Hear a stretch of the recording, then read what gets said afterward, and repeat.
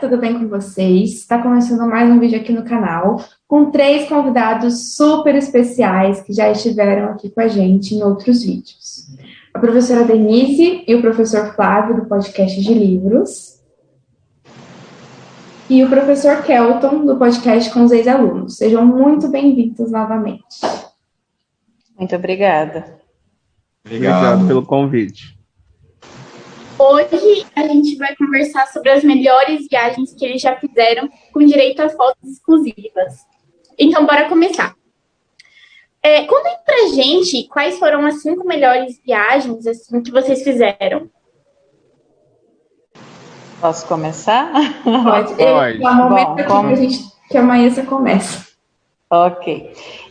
Então, gente, assim, né, como eu estava falando para vocês, eu não tenho 5 melhores, porque eu não viajei tanto assim, né?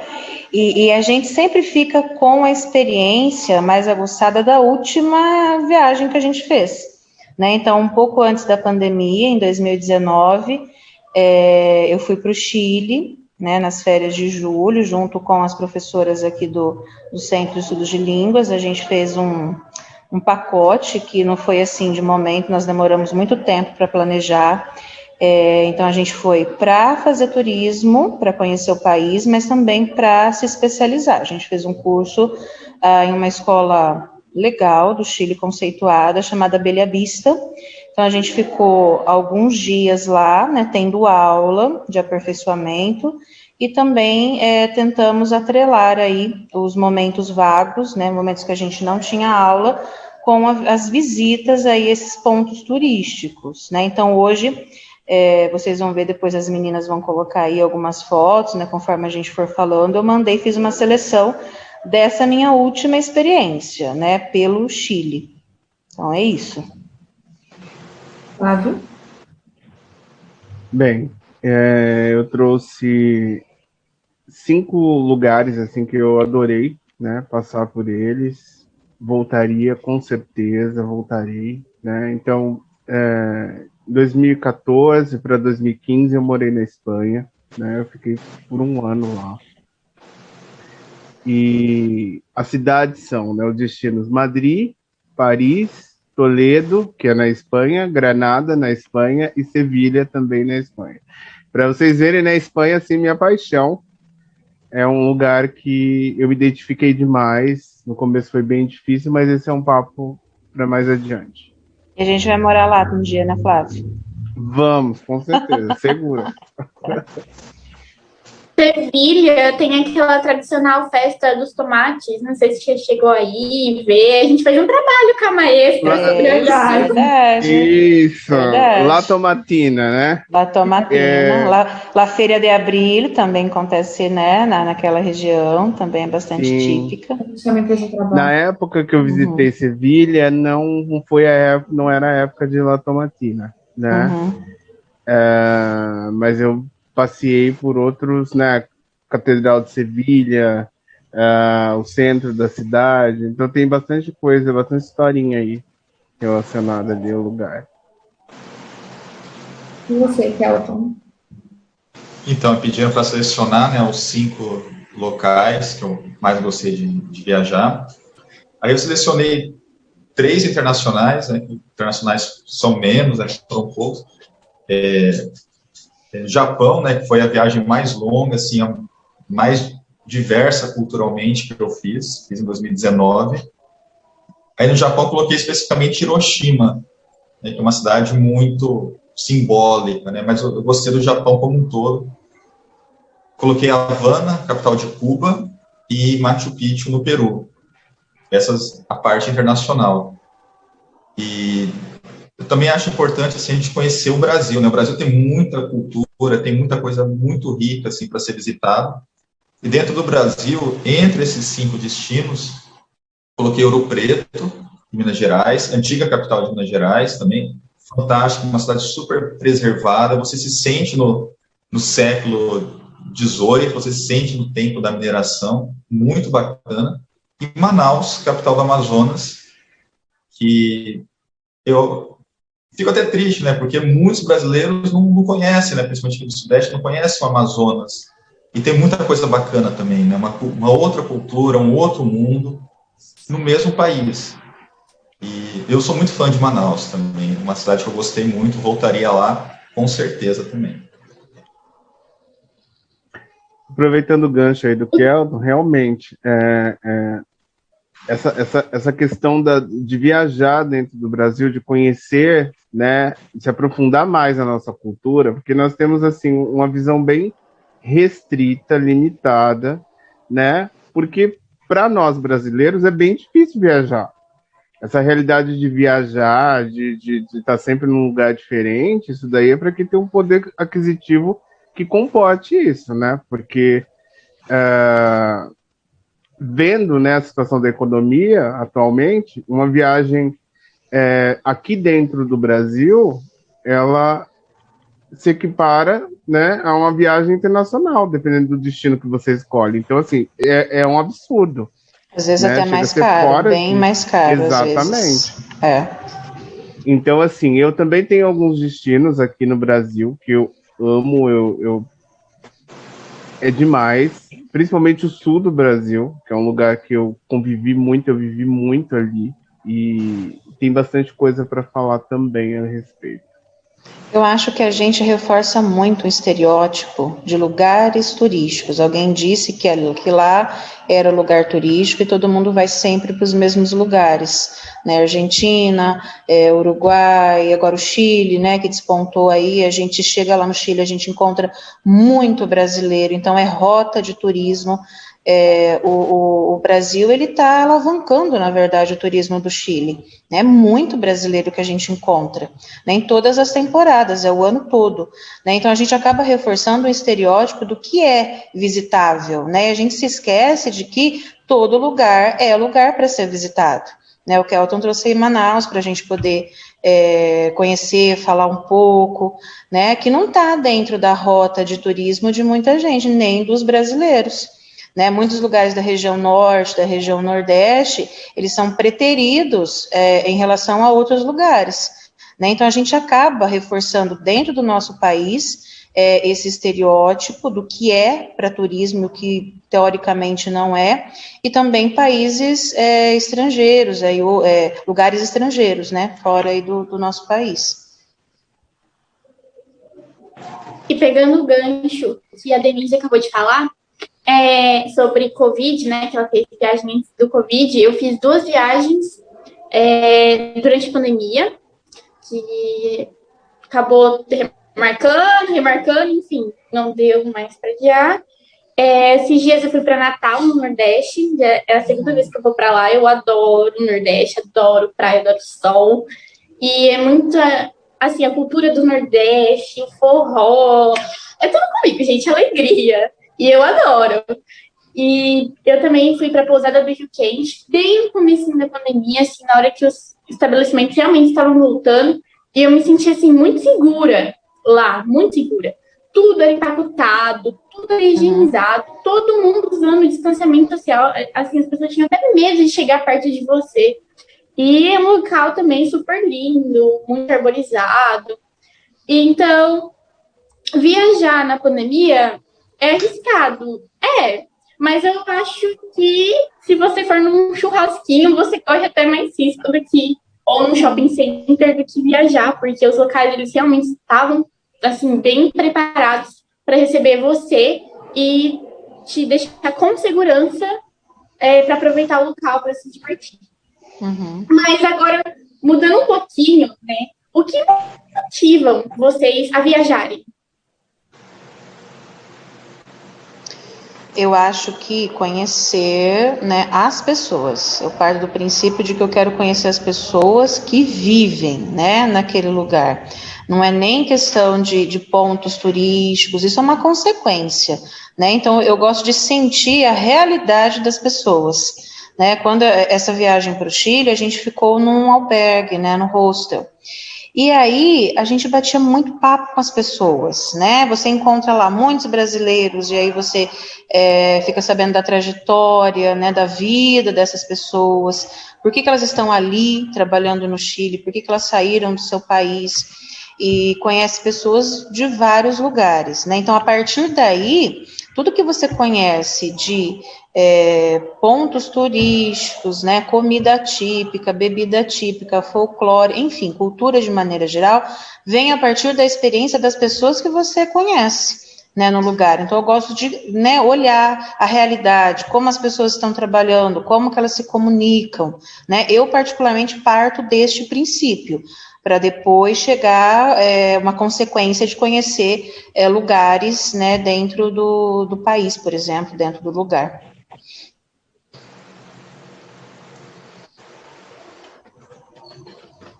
Kelton, pode.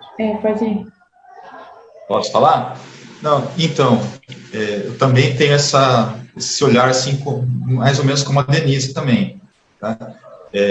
Eu e a Gabi, né, minha noiva, a gente se planeja sempre para tentar viajar todo ano, nem sempre é possível, mas a gente procura, né, se planejar para todo ano fazer uma viagem, seja nacional ou internacional, e sempre algo que agregue culturalmente, conhecer a cultura, conhecer a história do local, né? Eu acho que é isso que enriquece, é isso que vai trazer conhecimento, né, agregar conhecimento, que é uma coisa que a gente não perde, né? Conhecimento nunca é perdido. Seja um conhecimento formal, de escola, né, de curso, de faculdade, seja um conhecimento de um livro, de uma viagem, né? A menos que tenha Alzheimer, mas aí é outros 500. Mas em condições normais... Ficou nas fotos. As fotos ajudam. Verdade. Mas em condições normais, conhecimento não se perde, né? Então, a gente sempre busca viagens que agreguem culturalmente. Conhecer a cultura, conhecer a história do local. A gente não gosta muito de viagens, assim, para coisas tipo Disney, parques temáticos, esse tipo de coisa. Respeito quem gosta, mas não é o que eu costumo fazer, né? E sempre, assim, tentando conhecer, realmente incorporar a cultura, conhecer a história do local visitado. Ali, né? Tá ali no dia a dia, né, das pessoas. Exatamente. Conhecer como que elas vivem mesmo, isso que é o barato. É muito bacana, abre um horizonte, assim, muito legal. Antes do Flávio falar a resposta dele, queria só comentar aqui que o Kelton falou que normalmente as pessoas gostam de ir para Disney, não sei o que ele prefere lugares mais com história e tal. O meu sonho, assim, que agora não deu para realizar, né, porque a pandemia atrapalhou, mas eu queria, quando eu fizesse 15 anos, eu queria ir para a Itália. E todo mundo que faz 15 anos, porque é uma viagem, vai para Disney, vai para os Estados Unidos, sei lá, para Los Angeles, Nova York. E eu queria, assim, uma coisa que ainda quero realizar, junto com os meus pais, é ir para a Itália. Meu sonho é conhecer a Itália. E, claro, toda a parte histórica e religiosa também da Itália, que tem muita história religiosa lá, que é bem devoto dessa parte. Então, vai ser bem legal o dia que eu conseguir fazer. Flávio? Em breve, tomara. Quem sabe ver o Papa Francisco, hein, Maria? Não é? Veja bem. Quem sabe? Bem, o que me motiva a viajar é com certeza essa troca, né, de vivência, essa experiência cultural, né, que nós vivemos durante as viagens no geral, né? Nós podemos assim levar para um âmbito mais amplo, né? No meu caso, o que me motivou a viver ali, né, na Europa, foi a questão mesmo histórica, porque eu sou apaixonado por história, eu gosto muito, seria uma outra disciplina com a qual eu trabalharia, e você respira história ali, né? Você vive história, porque cada pedra que você visita, cada local que você visita e você vê, você fala assim, gente, isso aqui aconteceu há tantos anos antes de Cristo. Então, assim, a sensação que você tem, assim, é indescritível, né? Por exemplo, Toledo, que é uma das cidades que eu visitei que me apaixonei, é uma cidade medieval. É história pura, Toledo, né? Pura. ela é toda feita em pedra, é uma fortaleza, né? Então você entra, você vai ver, vai conseguir identificar ali estátuas, os monumentos, né? Tudo remetendo às cruzadas também, né? Então, assim, é tudo vivo até hoje, né? Então, assim, é muito bacana isso. Fora o que eles preservaram, né? Então, assim, o respeito que eles têm pela história daquele lugar. Então, assim, é impressionante. Então, isso motiva. Outro ponto importante é viver a cultura local, né? Igual a Denise colocou, o Kelton também colocou, essa troca, né? É muito importante, porque assim, no início, quando eu cheguei ali, né? Quando eu cheguei na Espanha, eu tive vários choques culturais, né? Até eu entender o mecanismo e como eles funcionavam, eu meio que, nossa, que gente grossa, que gente estúpida. E na verdade não era isso. Na verdade eles eram, assim, honestos, Eles né? são Sim, assim, objetivos. não é Eles são não. Exatamente. objetivos. Exatamente. Então você entra nesse universo, você fala assim, nossa, é muito mais fácil viver e conviver, sabe? Então é isso aí. A minha motivação mais é essa troca, né, cultural, é conhecer a história, é viver o dia a dia. Isso para mim é o que é mais importante que eu levo. Bom, né, vocês já citaram algumas coisas, mas essa viagem que vocês fizeram é o que mais te marcou, assim, história, acontecimento, um lugar que você foi, o que mais marcou vocês nessas viagens? Pode começar, mas... Olha, eu tenho 2 pontos, se eu for, né, vários são os pontos, né, consigo me lembrar, assim, de detalhes, porque foi uma viagem muito intensa pra gente, aconteceu muita coisa, a gente visitou muita coisa, só que eu tenho 2 pontos que eu acho que, para mim, né, marcaram mais. O poeta Pablo Neruda, ele tem 3 casas, né, no Chile, as 3 casas viraram museu, né, e a gente conheceu La Chascona, que é a casa na qual ele viveu com a última mulher, a Matilde, né? Então a gente conheceu a casa intacta, né? Como ele deixou. Então você entrar numa casa museu, né? E ver as marcas pessoais do poeta, do artista, é muito chocante, arrepia quando você entra. Né? Então, eu conheci a casa de Santiago, La Chascona. Vocês sabem que La Chascona significa a descabelada, né? E era assim que ele chamava a mulher. Então, por isso que ele colocou o nome da casa de La Chascona. Né? Você imagina, né, Maria Laura? Mas ela não era descabelada, não. Ela tinha um cabelo ruivo, lindíssimo. E na casa, gente, na sala, tem uma obra, né, uma pintura, um quadro feito pelo Diego Ribera, que era o marido da Frida Kahlo. Da Frida Kahlo, ele pintou e presenteou a Matilde, né, a última esposa do Pablo Neruda. Então, essa casa de Santiago foi a que mais me impactou, das 3. Quer dizer, das 2 que eu conheci, porque a de Isla Negra é bastante distante, né, fica mais para o litoral e a gente não conseguiu conhecer. E a de La Sebastiana, que é em Valparaíso, né, então a segunda casa museu. Então, das 2 que eu conheci, essa foi a mais impactante, né.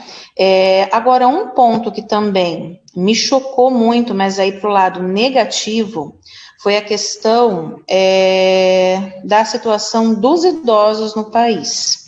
Né, talvez o Kelton saiba aí, né, mais detalhes, né, sobre essa questão, o Flávio também.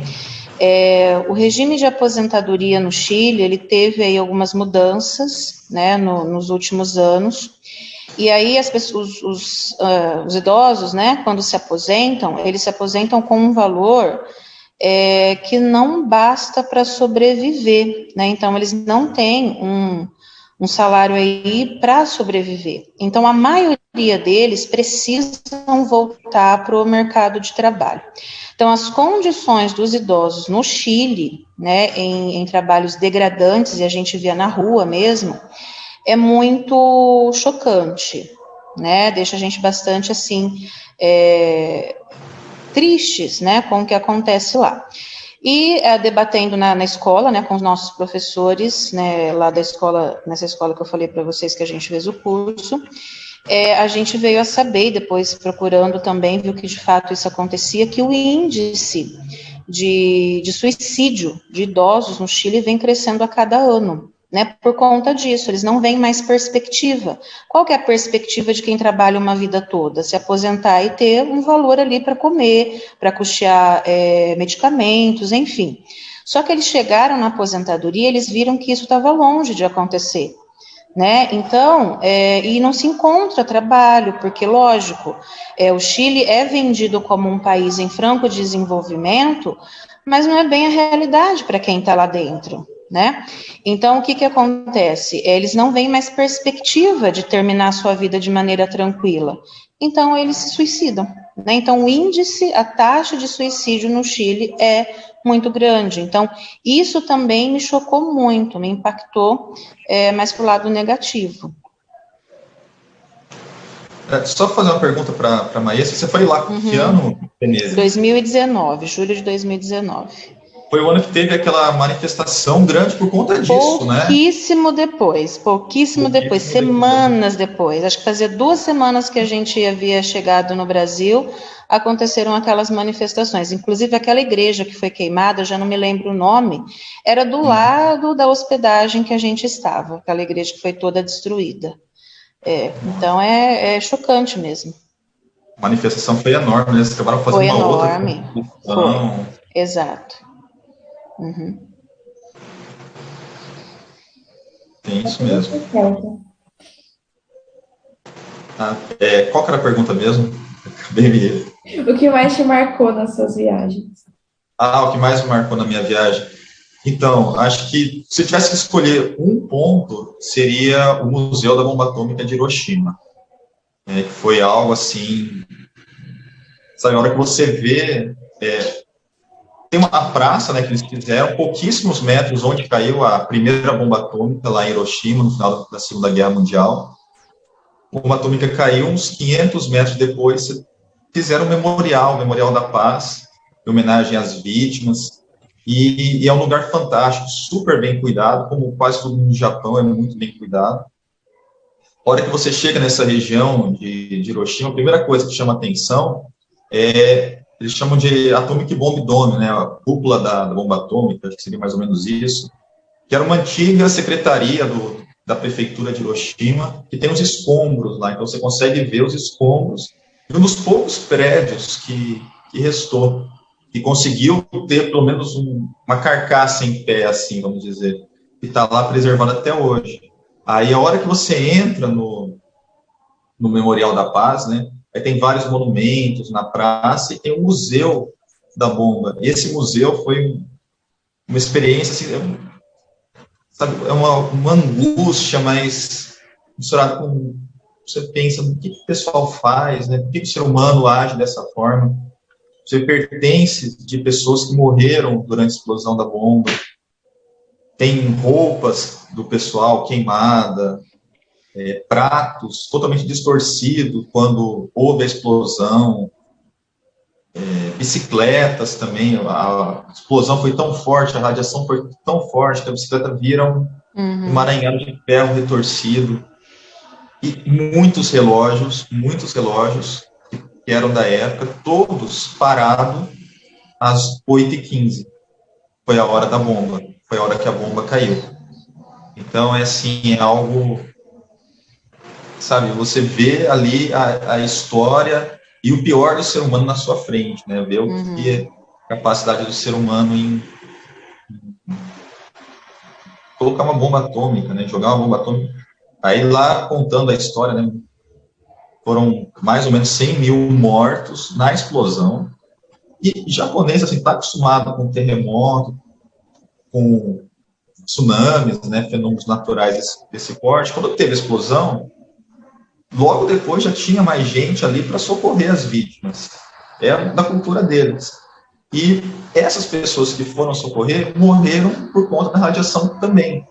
Então você tem quem morreu na explosão e teve quem morreu pouco tempo depois, ou no dia seguinte, porque foi ajudar, tentar achar sobreviventes e se contaminou com a radiação.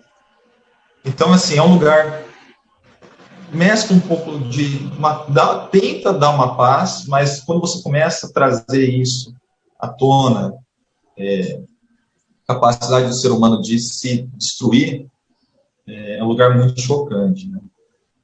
E acho que se fosse colocar um outro local também, que eu gostei muito, foi Machu Picchu, né, no Peru, Império Inca, então também lá em 1500, né, muito bacana ver como que eram as construções, as pedras encaixadas certinho, como é que era lá, era muito bacana, foi um local muito, muito bom, né? Tem uma riqueza cultural ali, ver como que eles viviam, tudo bem preservado, tudo bem cuidado, é um local que vale muito a pena também, né, pensar em Império Inca, que era uma cidade, né, tinha mais ou menos 500 habitantes, Machu Picchu, e era uma cidade marginal, vamos dizer assim, do Império, não era das principais cidades. Aí o espanhol chega, toma conta de tudo, né, Cusco, que era a capital inca, o espanhol domina, e Machu Picchu ela é preservada porque o espanhol não acha a cidade. A cidade fica lá perdida, só foi descoberta no século XX, 1910, uma coisa assim, um explorador foi lá e descobriu Machu Picchu. Por isso que ela está preservada. Então, pensar isso também é triste a gente pensar dessa forma, né? Porque só está lá porque o espanhol não achou antes, não teria arrebentado também, como fez com o Cusco, por exemplo, né? Que era a antiga capital inca. Posso falar uma coisinha para casar com o que o Kelton está dizendo, né? Lá no Chile nós visitamos também o Museu da Memória, né? O Museu da Memória, ele conta todo o percurso do período da ditadura de 1973 a 1990 no Chile, né? Com a derrubada do Pinochet.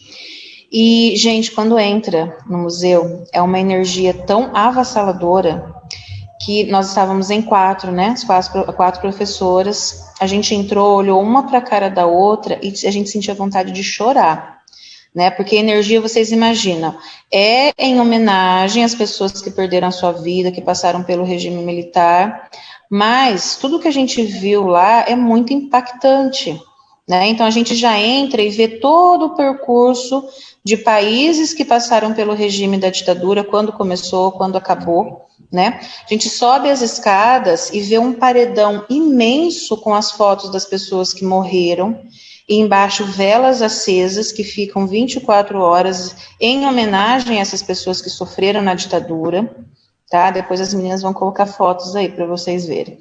Então, e essas memórias, né, de pessoas que sobreviveram, né, também. Então, o Museu da Memória vale muito a pena para quem um dia visitar o Chile, fica em Santiago também, para ter a real ideia do que foi o regime ditatorial no Chile, e eles também abordam a questão da ditadura em outros países, né, no Brasil, na Argentina. Então, a gente tem esse percurso histórico, esse percurso cultural, a foto, a carta, né, da menina que escreveu para o pai nunca mais voltou, né? Então é muito, a cada passo que a gente dá nesse museu é muito emocionante, né? E a gente começa a pensar como as coisas aconteceram, né?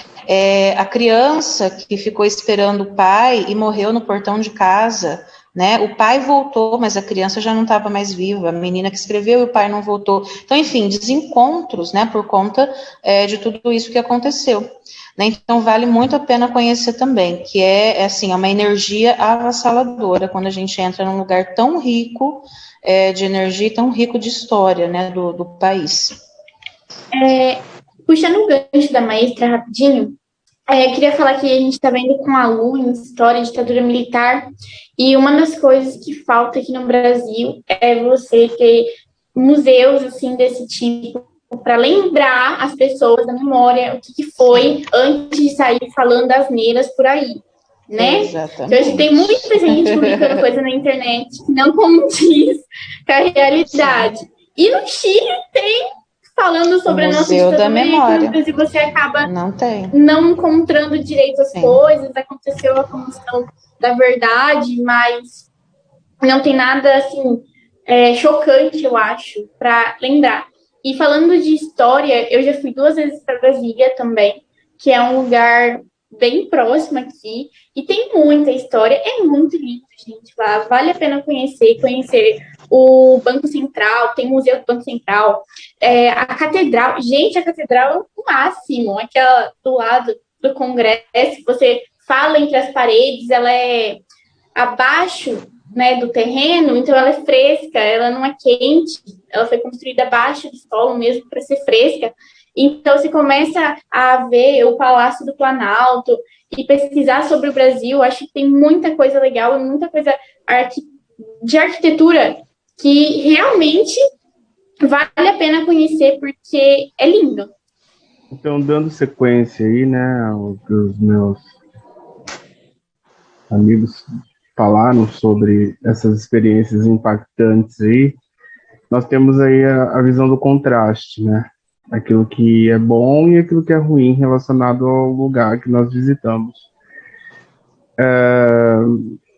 O que eu posso dizer? Uma coisa que me surpreendeu muito, eu vou falar um pouco sobre Paris, sobre Madrid, em relação a essa experiência de vida mesmo. E o que eu vi? O espanhol, né, carrancudo, difícil de fazer amizade, mais sério, de repente se tornando assim um tipo de pessoa que seria próxima do ideal, né? Não existe perfeição, mas eles têm uma forma muito íntegra de lidar assim com as relações interpessoais, sabe? É aquilo que eu citei no início, sim é sim, não é não. Então eu tive uma experiência assim de fiz amigos lá, né? Nativos, e é bem difícil se aproximar deles, mas quando eles estabelecem um vínculo com você, ele é verdadeiro. Então, assim, eu vou fazer uma festa, eu quero você lá, porque você é importante, não pelo que você tem. Então, assim, uma das características que mais me chamaram a atenção é que o perfil do europeu, principalmente o espanhol, que é onde eu vivi, ele foca muito mais na qualidade de vida e na qualidade de relações, das relações interpessoais que eles têm, do que no dinheiro, na riqueza.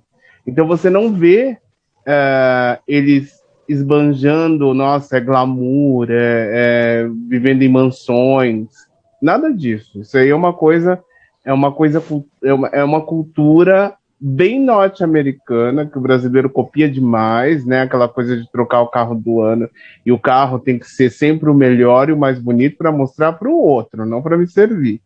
E ao passo que na Europa ali... O pessoal toma metrô, né? E totalmente. Vai, né? Eles não é usam... isso? Que aqui pra gente, transporte público é super estereotipado, o pessoal lá não. É o meio mais adequado de se locomover, não é? Isso eu acho completamente. E é uma das coisas que eu fiquei, assim, aconteceu... sofri um impacto muito grande, né? Que assim que eu desci o aeroporto, vai, né, fazer traslado, etc., fui pegar o transporte público. Eles têm alguns painéis que indicam o tempo em que o ônibus, né, estará ali naquele ponto.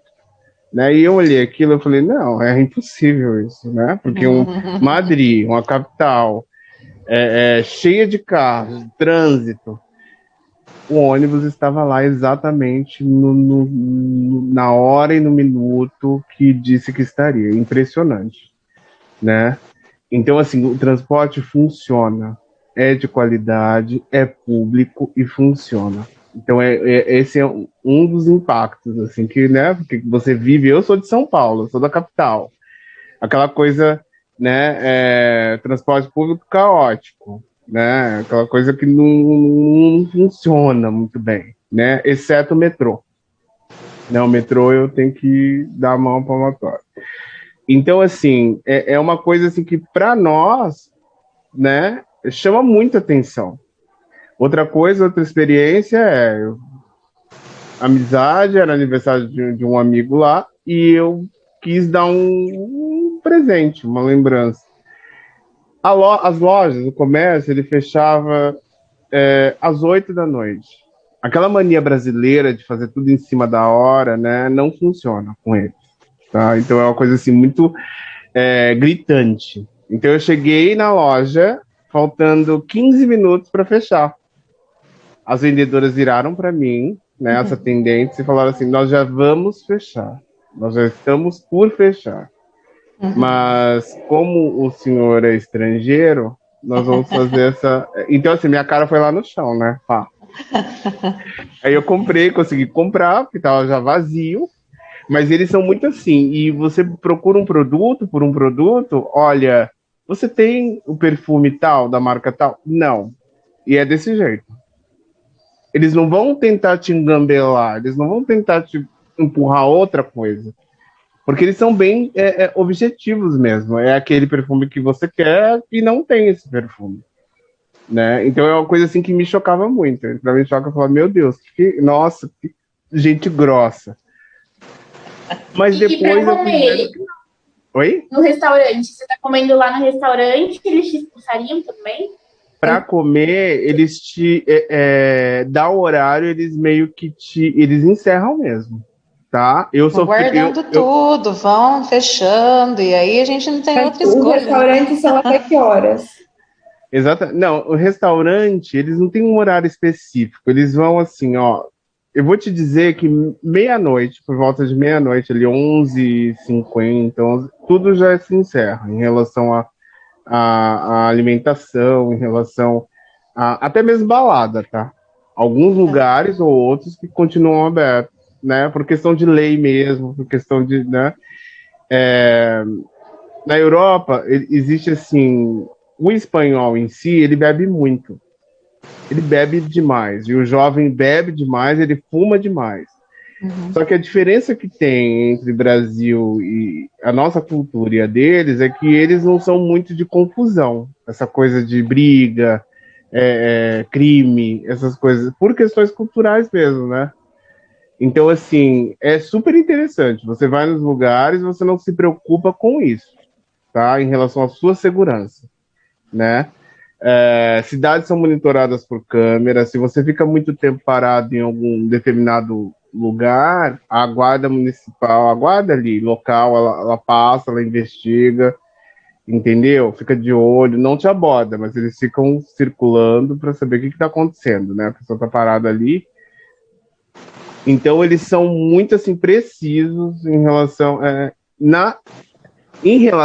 ao social, essa coisa do social mesmo. Outro ponto que é chocante, e que isso eu descobri conversando com as pessoas que moravam ali, que viviam ali, é em relação à desigualdade social. A faxineira, aquela que lava o banheiro, que limpa o chão, né? Ela tem a mesma oportunidade de viajar que um médico, um advogado, tá? Viajam 2, 3 vezes por ano para uma praia, para uma montanha, trabalhando, né? Tendo aquela profissão, tá? Então, assim, a média salarial de um médico, né, na Europa é de 3.000 euros, né? Então, entre 3 e 4 mil euros. Um enfermeiro, né, ele vai ganhar mais ou menos a mesma coisa. Um advogado, trabalhando, né, mais ou menos a mesma coisa. Então, assim, existe, né, não existe essa desigualdade, esse abismo, que é um médico, né? O brasileiro, ele procura muita medicina por questão de status, né? Porque é a profissão que mais vai te, como que nós vamos dizer, bonificar, né? Trazer um retorno financeiro, exatamente. E o status, né? Porque o brasileiro, ele gosta de status. É um perfil, assim, é bem complicado falar isso, né? Sendo brasileiro, mas é isso. Eu gosto de mostrar o que eu tenho. É muito mais importante eu mostrar o que eu tenho do que para mim aquilo, né? Então é bem complicado, assim. E eles não têm essa visão. Eles andam com o carro batido, eles estacionam em cima da calçada, cada coisa assim, absurda que eu vi, eu falava, meu Deus, eu morria de rir, né? Que eu falava, cara, como assim? Eles não estão nem aí. O carro é para ser usado até quando der. E aí eles trocam de carro. Entendeu? Então, assim, e não é prioridade para eles, é aquilo que nós iniciamos falando sobre o transporte público. Eles usam e super funciona, super prático, e tá tudo bem, sabe? Então, é bem bacana essa parte, essa experiência é impagável, de você ter, assim, uma cultura sul-americana, baseada, né, nos conformes, nos padrões norte-americanos, né, inspirados aí, em relação ao padrão de beleza, em relação a estilo de vida, né? E aí você vai para o velho mundo, tudo é perfeito? Não, mas eles, seguramente, eu posso afirmar que eles têm, assim, um grau de evolução bem além do nosso, em relação à cultura, em relação ao costume, né? A nossa cultura é extremamente rica. Só que o brasileiro em si não valoriza isso, né? Igual o Kelton citou lá, né? Manaus, olha lá. Eu, quando era pequeno, eu morria de vontade de ser escoteiro, de ir para o Amazonas. Tinha aqueles álbuns de figurinha, eu queria, entendeu? Mas quantos, né? Fala só, nossa, Amazonas, Deus me livre, bicho, pernilongo, Mato. aquela visão mato, né? Índio, sabe? Não, quando eu fui para lá, chegaram a perguntar para mim, mas o que você vai fazer lá? Só tem mato, né? É uma visão muito pobre, muito pobre. Pobre, exatamente. Então, assim, o espanhol em si, depois eu fui descobrindo que é um povo extremamente alegre, extremamente ligado à família, extremamente honesto. Eles são muito honestos, sabe? Eles não são pontuais, totalmente diferente dos britânicos, eles não ligam para isso. Você marca com o espanhol às 8 da noite, ele vai chegar às 10, tá? Isso não é coisa só de brasileiro. Não é diferente dos brasileiros, graças a Deus. Não é diferente. Eles vão chegar às 10 e aí eles funcionam assim. E aí existe um contraste que você faz, por exemplo, com o parisiense. Então, Paris me decepcionou em questão às relações pessoais, sabe? Você entra no metrô de Madrid, ele é vivo. As pessoas conversando, as pessoas com a cara feliz, as roupas mais coloridas, e são muito parecidos conosco, apesar de europeus, né? Essa latinidade. E aí, quando você vai para Paris, é mais cinza, as pessoas são mais emburradas, as pessoas não te enxergam, você sente um fantasma. Isso no metrô de Paris, tá? Mundo de gente. E elas não te olham, elas são ranzinhas, rabugentas. E tem uma questão histórica aí, né? Depois aí, em história, você vai entender um pouco o porquê deles agirem dessa forma, serem dessa forma. Né? Então, em restaurante, rolou assim, meio que um barraco. Você não faz barraco no Brasil, vai fazer barraco na Europa. Parecendo eu no aeroporto do Chile, filha? Parecendo eu? A gente é obrigado a fazer barraco. Tem que dar, né? No país da finesse, da elegância, da etiqueta, eles não são nada disso aí, tá? Que as pessoas vendem. Um amigo local de lá mesmo, ele é parisiense. Vamos comer, né, num café aqui. E isso era próximo das 11 da manhã. Eu tinha chegado de viagem tarde e eu nem ia acordar cedo para sair. Eu falei, a hora que eu acordar, nós vamos. Aí, às 11 fomos, né, num café. Estava próximo do almoço. Pedimos um cappuccino, né? Eu pedi aquele macarrão. Eu não vi graça nenhuma, para ser sincero, não vi graça nenhuma. A mulher não quis vender o cappuccino, porque era próximo das 11 e onde já se viu ela servir cappuccino próximo da hora do almoço. Pronto. Entendeu? Desse jeito, só faltou enxotar. Eu tomo cappuccino na hora que eu quero, não quer me vender. Exatamente. Então, assim, você enfrenta esse tipo de situação. Outro ponto que foi chocante uma ex-aluna minha, ela daqui, né? Ela é de Mirassol e ela viajou para Paris e coincidiu a época de eu estar ali também. E nós nos encontramos. E aí, num dado momento, ela emocionada, porque a cidade é bonita, os lugares são bonitos, né? Ela pediu para uma pessoa, um local lá, tirar uma foto nossa. Só que ela pediu em inglês. A moça escorraçou com ela, acabou com a raça dela. Entendeu? Não deu nem tempo porque foi tudo espontâneo. Então, eles têm uma questão, é um ranço, né? Eles têm uma questão com Inglaterra, que tem uma questão com Espanha, que tem uma questão... Todos eles têm questões. França tiveram uma relação boa por anos. Uhum. Que a gente vê nos livros de história. Exatamente. Só que eles não aceitam. Depois amargou. Amargou totalmente. Eles não aceitam que você chegue no país deles falando em inglês com eles, principalmente o inglês. Tá? Então, assim, eles não aceitam. Você tem que perguntar em francês se eles falam inglês, aí ele respondendo, aí sim você tem um diálogo. Senão, não. Então, é bem curioso. Fica a dica. Fica a dica, exatamente. O professor do inglês, ele foi para a França também, e ele falou que outra coisa que os franceses fazem muito é do jeito deles. Se eu peço um café e vai uma colher, e eles colocam uma colherzinha de açúcar, se você ir lá e pedir mais açúcar para colocar no café, eles acham ruim, porque é o jeito que eles fizeram, tá ótimo. Maravilhoso. Olha Quer mudar a receita, né? Que isso? Eles são...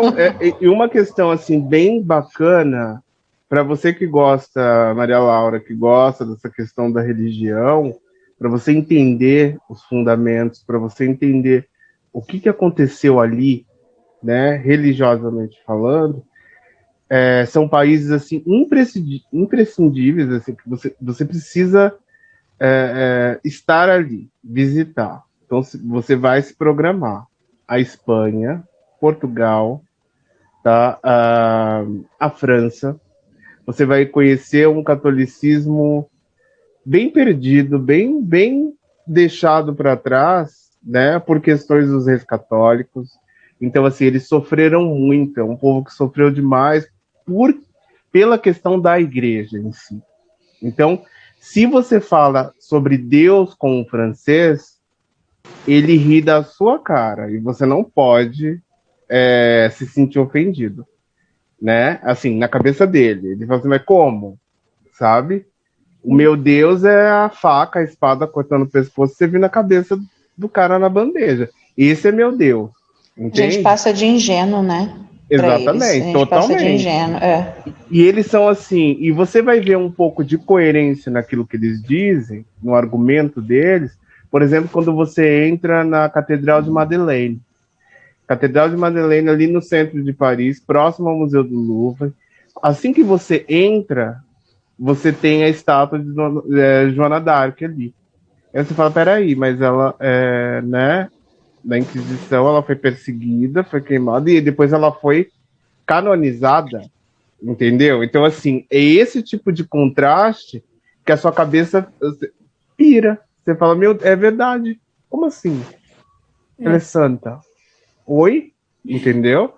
E as igrejas, existe esse contraste também em relação à estrutura das igrejas. Elas são mais góticas, elas são mais escuras, elas não têm aquele excesso de ouro, não tem. Se tem ouro, na verdade, que é muito pouco, elas são escuras mesmo, sabe? Agora, quando você vai para a Espanha, seus olhos enchem, você fala assim, meu Deus, que é? Você perde até o ar, de tão lindo que é aquilo. Mas, ao mesmo tempo, traz, assim, uma tristeza para nós, né, brasileiros, o fato de que todo aquele ouro, toda aquela prata, veio daqui, da América do Sul.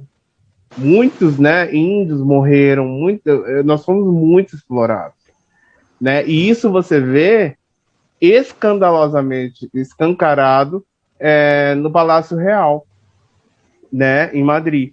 Quando você entra, eles contam a história nas pinturas, nos salões, dos índios carregando madeira, os índios retirando o minério, os índios, entende? Com a cara de sofrimento, e todo aquele ouro, aquela riqueza ali, né, sendo nossa, aquilo foi roubado, né? Então é muito bacana. Flávio, você falou da questão da cultura brasileira, né, na sua viagem que você achou com a Espanha, com o povo europeu. E o Japão tem relação, tem alguma semelhança com a cultura brasileira, Kelton? O Japão tem relação com a cultura brasileira? Então, assim, lá é muito diferente, né? Começar pela religião, são duas religiões principais no Japão. Você tem o budismo, que é uma religião que predomina muito ali na Ásia, né? Então, assim, é muito legal. A religião é muito forte no Japão. Tem templos budistas espalhados por toda a cidade, assim, Tóquio, quando eu fui, Kyoto, você vê um monte de templos budistas, mas a principal religião é o shintoísmo. É aquela religião que tem os portais. Não sei se vocês já viram. São dois mastros, assim, e é como se fosse uma porta, né, um portal, e a ideia é que quem passa por aquele portal teria ali sorte, enfim, né, teria algum tipo de bênção, alguma coisa assim. E o shintoísmo foi religião oficial do Japão por muito tempo, acho que até a Segunda Guerra, até o Japão perder a Segunda Guerra, o shintoísmo era a religião oficial. Então, é muito legal, a religião muito forte, tem muitos templos, mas não tem muita relação, né, com a nossa cultura brasileira. O que eu vi depois disso, eu vi aqui no Brasil já, que Nagasaki, a cidade que teve a segunda bomba, né, o segundo bombardeio, 3 dias depois de Hiroshima, é uma cidade predominantemente católica. Me surpreendeu também, eu não sabia disso. Tem muita igreja lá em Nagasaki, igreja católica mesmo. Né? Não sei exatamente porquê, mas é uma cidade que tem um predomínio católico. Nagasaki fica bem no sul do Japão, ela fica meio isolada. Né? Então, provavelmente alguma coisa de pescadores, alguma coisa assim. Bom, culinária japonesa também é muito diferente da brasileira. Eu acho que, em termos de associação com cultura brasileira mesmo, foi o local que eu menos me senti presente com a cultura brasileira, dentro dos que eu fui. Porque os outros só concluir, porque os outros que eu conheci era aqui, ou no Brasil ou na América Latina, né? Então, tinha muita coisa em comum, né? E você, Maísa, no Chile? Alguma cultural? Gente, eles têm arroz lá, né? Na Argentina não tem arroz, gente. Não tem arroz. Eu tentei comer um arroz lá, e aí era um arroz gelado, parecia que eu estava mastigando uma borracha, né? Então, assim, a Argentina eu fiquei pouco tempo, menos tempo, eu aproveitei menos do que o Chile. Eu fui para participar de um congresso lá, na época que eu fazia mestrado, né, então eu participei, a gente ficou 1 dia e meio em Buenos Aires, então eu não conheci quase nada turístico de Buenos Aires, só os arredores ali do local que a gente estava hospedada, e aí eu já fui para Córdoba, né, então eu participei do congresso lá durante 4 dias na Universidade Nacional de Córdoba.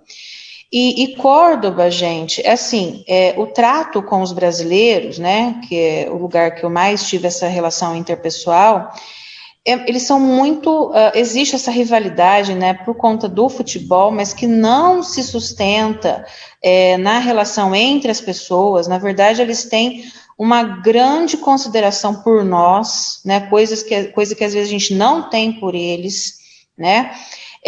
Então, assim, a gente foi muito, eu digo a gente porque eu fui com uma companheira também que na época fazia mestrado, a gente foi junto participar desse congresso, e a gente foi muito bem tratada em todos os lugares, né, menor sinal de que a gente era brasileira, a atenção que eles tinham com a gente dentro da universidade, dentro dos lugares que a gente foi conhecer, que a gente foi comprar, que a gente foi se alimentar, era uma atenção muito amorosa, digamos assim, né? Muito educados. Então, essa questão da rivalidade, se ainda existe, existe somente no campo ali do esporte, do futebol, porque entre o povão mesmo, isso não se sustenta, né? Então, assim, em relação a experiências de lugares turísticos, né? Nesse momento, nessa vez, né, que eu tive a oportunidade de ir para a Argentina, a gente não conheceu tantos lugares, né? Cultura, esse tipo de coisa, porque foi mais dedicado à questão de estudo mesmo por conta do congresso. Então, não consegui conjugar visitas com a participação no evento, né? Mas, enfim, tem essa questão do arroz, né, que a gente tentou comer, um arroz lá no sei lá, que dia que a gente estava lá precisando comer. Extra. Então a gente viu lá num self-service, nossa, achamos, né, gente? Vamos lá, pegamos arroz, colocamos lá uma carne e tal. Quando a gente colocou na boca, assim, começou a mastigar, gelado, meio, né, estranho, enfim, não comemos, né? Pagamos caro e não comemos. Agora, no Chile, gente, é uma questão de adaptação. Falei para vocês que eles recebem muitos brasileiros. Então, eles têm ali coisas mais típicas que eles comem, né? Carne, esse tipo de coisa. Mas tem que se adaptar, então tem arroz, e arroz quase nosso, né, então a gente comeu bem, tinha carne, tinha salada, tomate, gente, uma coisa grande, muito grande tomate, eu nunca vi tão grande na minha vida, né, então assim, uma rodelinha de tomate, aqui uma rodelinha, ela é um rodelão, né, então assim, são coisas mais próximas da nossa realidade, então a gente se alimentou super bem, né, no Chile, em relação a essa semelhança, né, do que é feijão com arroz, né, pra gente aqui. Pegando um gancho aqui que a maestra falou da comida, agora sobre a gastronomia dos lugares que vocês foram. Qual foi, assim, o prato que vocês experimentaram que, assim, vocês mais surpreendeu? Vocês pensaram que ia ser, tipo, uma coisa e foi totalmente diferente e foi bom? Olha, eles têm um docinho lá que se chama cuchufle. Aí é típico mesmo, né, chileno. É uma lâmina, gente, é uma massinha, né, bem fininha, e aí ele vai enrolando, é enroladinho, né, geralmente passa doce de leite, né, e isso é muito típico, né, e me surpreendeu bastante, porque é muito leve e muito saboroso. Para quem aprecia bebida alcoólica, eles têm o pisco sour, né, ou pisco, né, que eles falam. Pisco é uma bebida típica que aí eles podem conjugar com várias frutas, né, o mais, assim, usual é limão, fica muito parecido com a nossa caipirinha, né, bem parecido. Assim, não sou adepta do álcool, mas provei, né, para ver como que era, né, por experiências culturais, digamos assim. Mas é muito gostosinho, né, não é tão alcoólico assim. E na maioria das vezes é isso, é uma salada, é uma carne, coisas que se aproximam mesmo da nossa realidade. E você, Kelton? E uma coisa, peraí, gente, uma coisa que eu me lembrei agora, gente do céu, vocês sabem, eu não sei como que funciona lá, mas funciona assim. O uso, né, da maconha é liberado no Chile, né? E aí, eles usam aí a erva para várias finalidades, né? E por 2 momentos a gente viu usos inusitados, né, da substância aí. Em Valparaíso, a gente provou um chocolate feito de maconha, e depois, em Vinha del Mar, a gente provou um bolo feito de maconha. Inclusive tem a foto do bolo aí para vocês verem, né? Então, gente, assim, qual é o sabor, né? Para quem está querendo saber, que sabor tem a maconha, né? Sei lá, de um hortelã, de uma erva, sabe assim, que a gente mastiga, né? E aí deu tudo certo, não aconteceu nada com a gente, só provou, né? Enfim, né? E é assim, gente, você vê um grupinho ali, o pessoal tá ali com a sua maconha mesmo. Pra gente é chocante, né? Como o Flávio falou, é um choque cultural que a gente leva, né? Mas o pessoal tá lá, de boa, na D, a gente passa, cumprimenta e aí segue a vida, né? São questões culturais, né? Pra gente soa chocante, para eles não. Eles estão ali confraternizando com a sua substância ali, né? E tá tudo certo, né? Então, são questões culturais que quando a gente vê pela primeira vez, pode causar um certo impacto, mas depois você passa do lado e segue a vida como se fosse algo natural, porque é natural para eles, não é para a gente que está em outra cultura, né? E você quer fazer da gastronomia do Japão? Fiquei curiosa. Então, a gastronomia do Japão, muita gente pensa que vai comer sushi, sashimi direto, né, que associa. Mas, assim, na realidade deles, o dia a dia deles não é essa comida, não é essa culinária. Eles comem muito lamen, muito macarrão, com caldo de peixe, gyoza eles comem bastante também, ovo, carne de porco, né, uma carne de porco assim própria, né, com o tempero deles, muito diferente da nossa, mas ainda assim carne de porco. Ovo também, às vezes ovo cru, ovo com a gema mole, assim, então é uma culinária muito diferente da noção que a gente tem de culinária japonesa aqui no Brasil. E as poucas vezes que eu comi sushi, sashimi, lá no Japão, eu comia mais ali a comida cotidiana deles mesmo, né, que eu adorava também, mas das poucas vezes que eu comi sushi, era um sushi mais simples, né, não tem aquela coisa de cream cheese com Doritos, com alho poró, não, é arroz e... Invenções brasileiras. A gente isso é muito brasileiro. A comida japonesa, digamos assim. Eu acho gostoso, mas é muito brasileiro isso. É muito brasileiro. Deles é muito simplesinho, é arroz, às vezes eles passam um pouquinho daquele wasabi, né, aquela pastinha verde, e põe o peixe. É bem simples mesmo. Isso você não vai encontrar nada assim muito sofisticado como tem nos restaurantes aqui. Eu comi muito pouco sushi, mas o que acho que mais interessante assim, que o Vitor, né, que foi o amigo que me recebeu no Japão, ele mora em Kyoto, que é uma cidade no interior do Japão, uma antiga capital do Japão até 1800, até a Era Meiji, Maria Laura e Lívia. Até antes da Era Meiji, Kyoto era a capital do Japão, depois passa para Tóquio, na Era Meiji. E o Vitor mora em Kyoto até hoje. E ele me recebeu lá, e aí nós fomos num lugar comer sushi, né, porque eu estava quase terminando a viagem, não tinha comido sushi ainda. E a gente foi lá comer um sushi, um sashimi, aí ele falando comigo, né, a gente conversando, ele falou, ó, aqui serve sashimi de cavalo.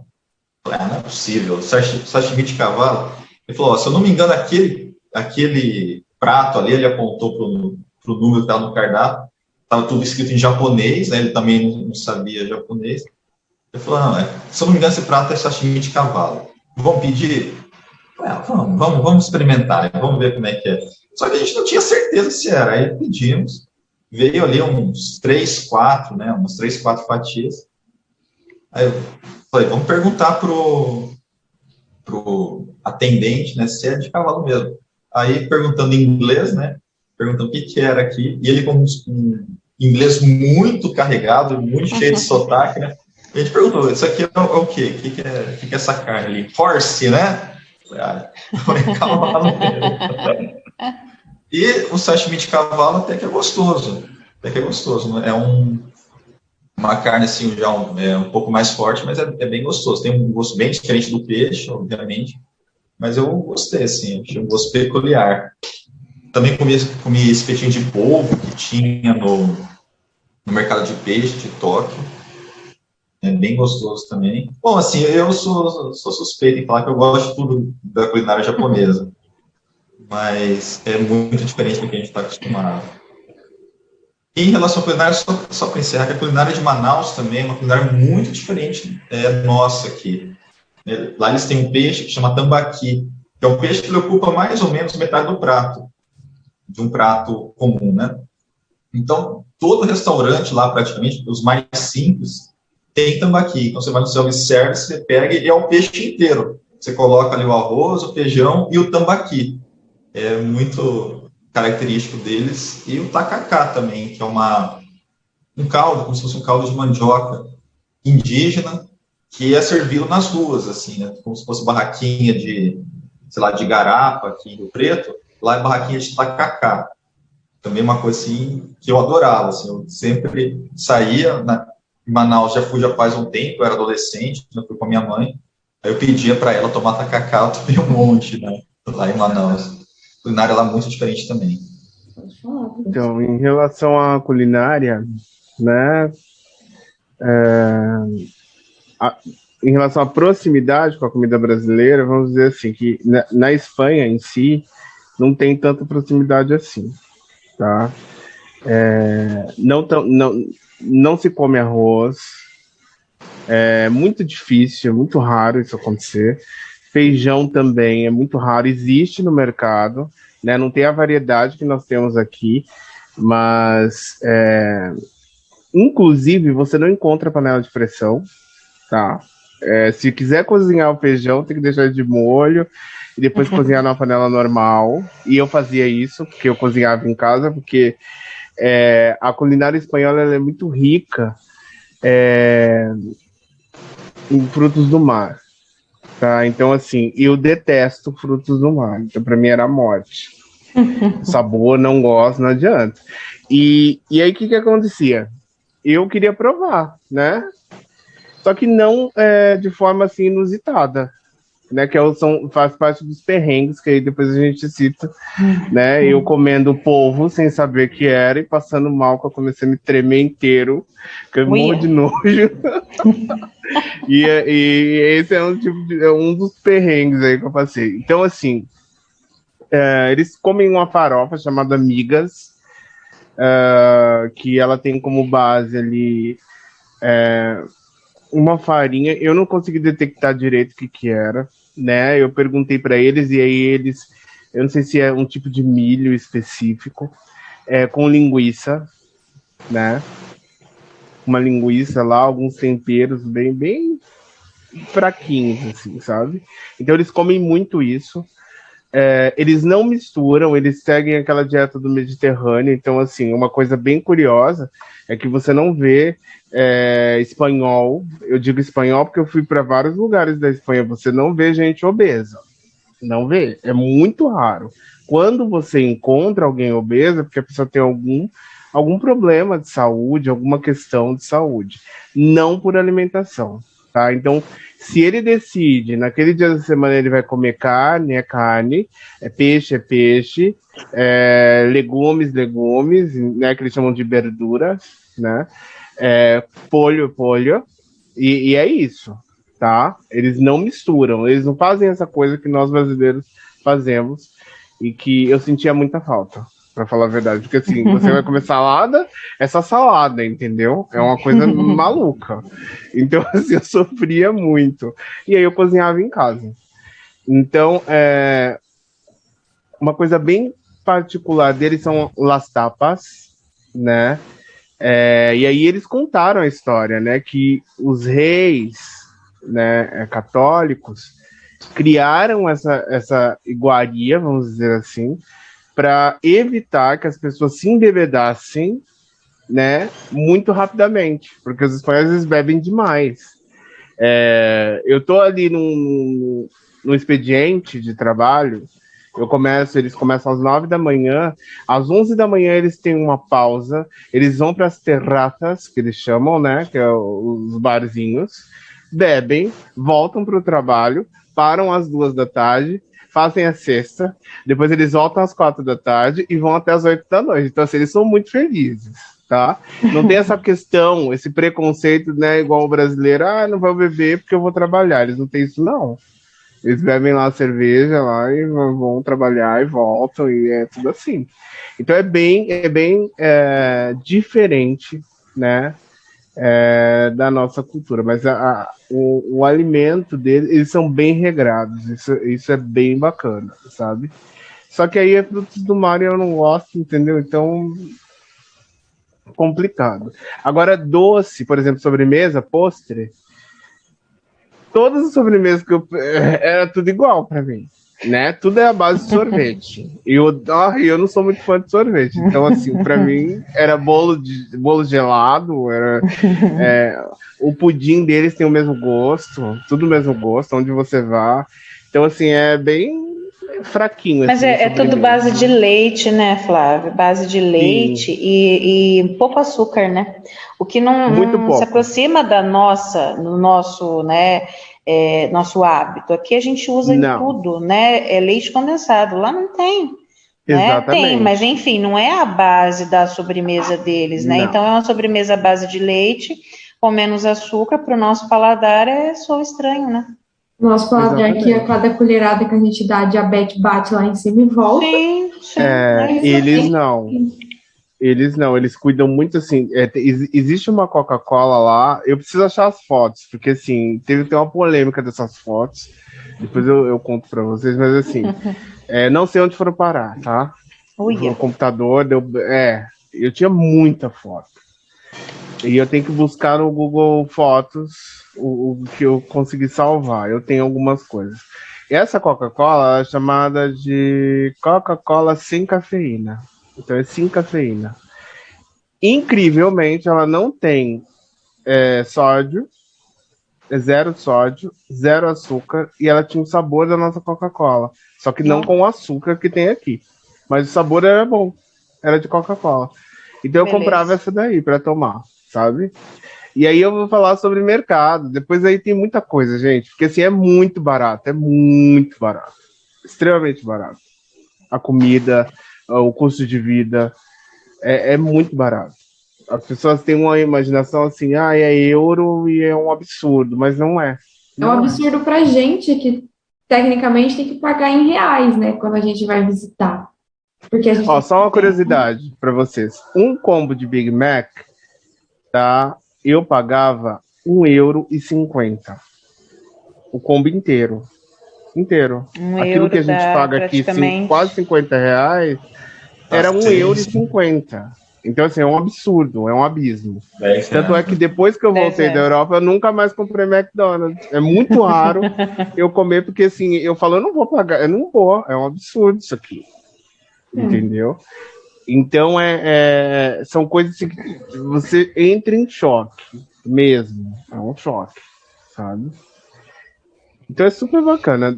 Isso aí a gente pode abordar, depois aí vocês pensem aí, a gente pode abordar essas questões aí num próximo vídeo.